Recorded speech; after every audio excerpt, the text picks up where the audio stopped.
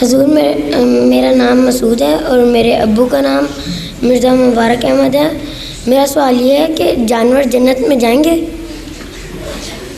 جانور جو ہیں وہ جنت میں اس لیے نہیں جا سکتے، نہ جائیں گے بظاہر، کہ جانوروں کے لیے ہمارے علم میں کوئی شریعت نہیں ہے، اور جنت ہے ایسے لوگوں کے لیے جو برائیاں کر سکتے ہوں لیکن نہ کریں، اچھائیاں کر سکتے ہوں اور اچھی باتیں کریں، ان کے لیے جنت ہے.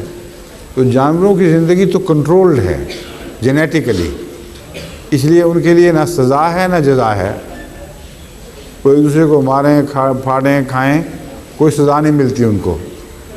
اور اگر وہ نیکی کوئی ان کے لیے ہے ہی کوئی نہیں، کیونکہ اپنی عادت کو جو فطرتاً ان کی عادتیں ہیں ان کے مطابق کام کرتے ہیں، اس لیے کوئی وجہ نہیں کہ ان کے لیے جنت ہو.